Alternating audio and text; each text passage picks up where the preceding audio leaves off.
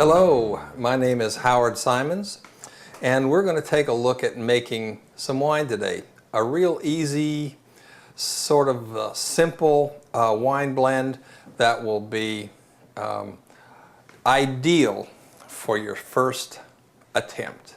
Something that will you'll enjoy, especially if you like Chardonnay or Pinot Grigio.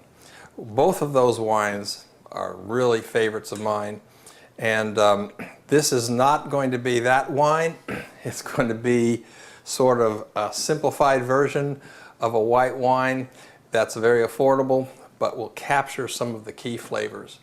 Now here's what that kind of a wine looks like. This is the end result of our project, folks. I call this a Chardon blend.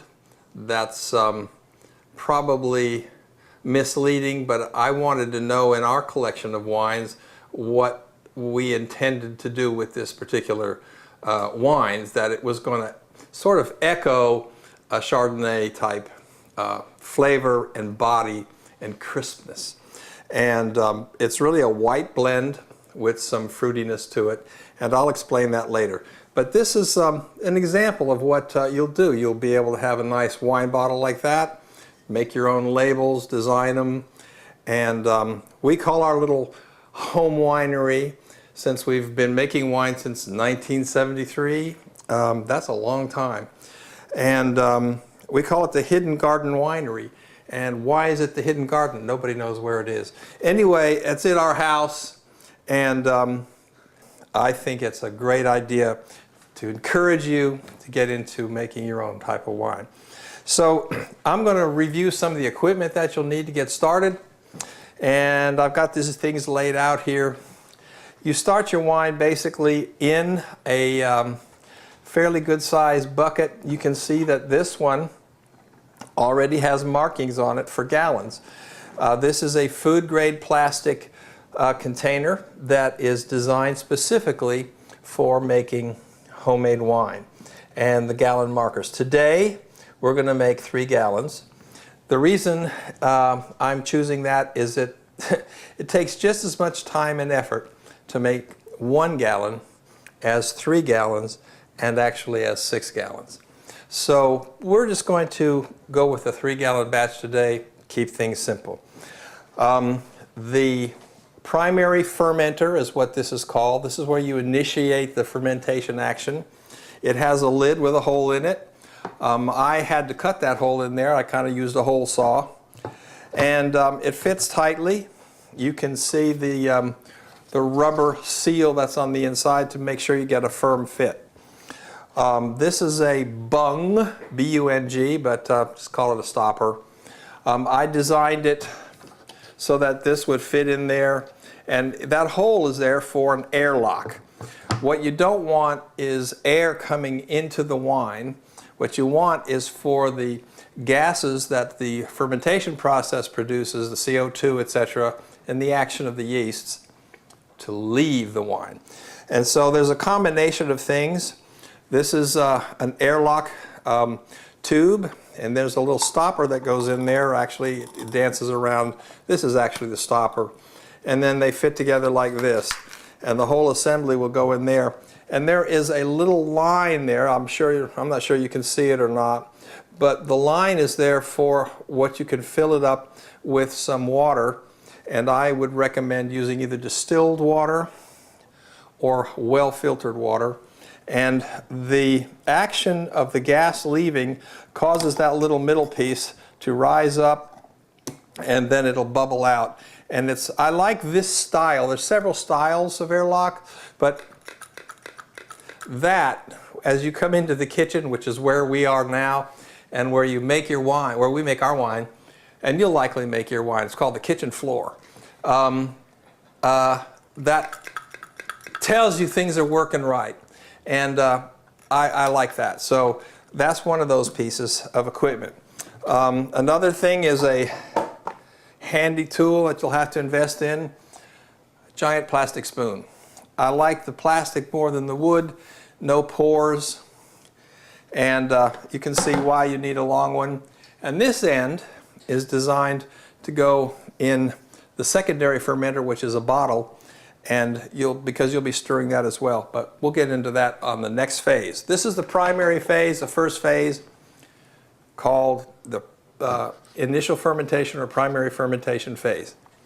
Another key item that you need is a measuring tool, really, for specific gravity. This floats in this little tube here, and there is ratings here that will help you determine how sweet the wine's going to be or how dry it's going to be. And also a book that I've designed for my winemaking. You can see how thick it is. It's got tons of wines in here. And I'll have all the ingredients that go in the wines, chemicals and fruit. I have a date here when I've racked it. Now, racking is an interesting term. It comes from professional winemaking, where they store the barrels of wine on big racks. And so when they move the wine from the fermenters, primary fermenters, to the barrels and put them on the rack, I guess it's an in-house term, it's called racking. I measure the specific gravity and I record it. Then there's other components for adding sugar, water, fining materials. That's what you clarify the wine with. Fining is the technical term for that.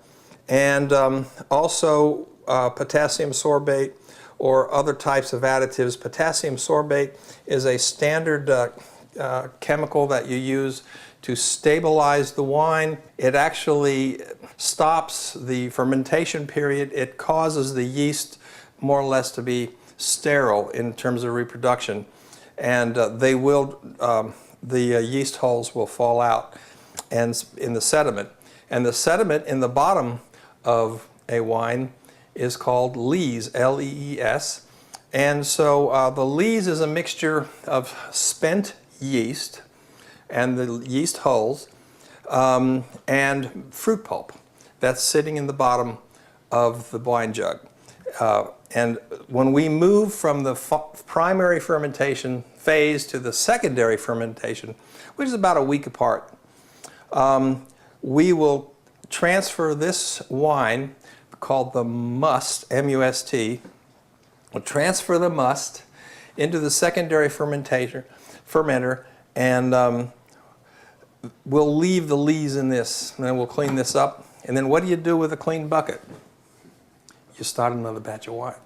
So that's important, because otherwise you won't have any fingernails left, because you'll be so anxious for your wine to be finished, and it takes, a month roughly to go from start to finish. So the best therapy is while you're waiting for wine number one to mature enough to be able to bottle. We're going to get all the way through the process, all the way to bottling, so that you'll have something that looks like this when you're finished. You have another wine coming up and another one after that. And besides the investment, there's different times of year. I mean, springtime when the strawberries come in, you can make strawberry wine, especially since they're so easy to use and crush and make into wine. And it's a you can drink it really quickly, where some other wines take a while. Now that's a fruit wine. Today we're going to be making a grape wine. All right, there's more equipment here. This was the measuring tool for specific gravity. This is a gravy squirter. It's got a little water in it because I cleaned it. And it's the way we can go ahead and lift wine out of the containers and put it in here to go ahead and take a measure of the specific gravity. Another tool is a typical candy thermometer. I'm sure everybody who's doing any cooking at all, you have some sort of a candy thermometer like that. They're very inexpensive. And we use this primarily in the starting of the process to get the temperature really for the yeast. This is a typical packet of yeast, and I'm using a brand. It's a French and Canadian product, Lalvin Wines, major wine yeast producer. We get this at our little winemaker shop here in town. And I'll be telling you a little bit more about what that yeast is in a little bit. There's several varieties of yeast that you can use for different purposes. This is acid blend. You could use either citric acid or acid blend. The acid blend is appropriate for the wine we're making today. There's something else called a yeast nutrient. It's kind of a granular. Really, this is a, it's ammonium phosphate. It is and urea. It's a food grade product that really stimulates the yeast productivity, and it's an excellent additive. It's not required, but I like to use it. This is a straining bag, and it's the kind of thing that you would get at your winemaker shop. And when you're making fruit wines or anything that has pulp, you're going to use a bag like this. This bag fits inside the primary fermenter, and you put any kind of fruit that you have into the bag.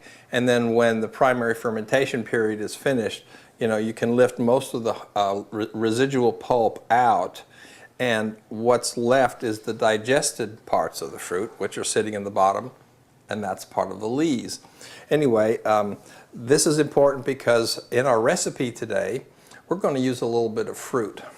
What we have here is a little chart that gives the measurements here of a specific gravity rating, and these numbers essentially occur here. Here is a 1,000. It looks like 1,000, but it's 1.0, and this next one is 10, 20, 30, 40, etc. So this is 1.010, 1.020, 1.030, etc.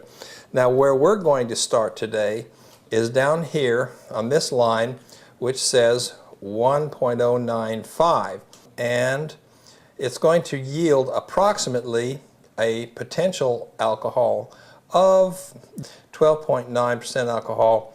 And remember, we're making wine for our own enjoyment, and I don't like a heavy alcohol wine. I like one that's just kind of very mellow and just right, and you'll get used to it. I mean, after you've made wine for 30 years like I have, you sort of know what you like.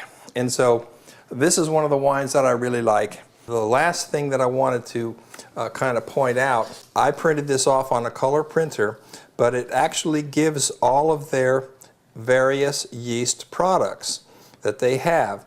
Now this is the one we're going to be using here, which is called 71B, and this is the yeast packet for 71B, and this is actually good for 6 gallons, but we're going to use the whole packet anyway for the 3-gallon batch.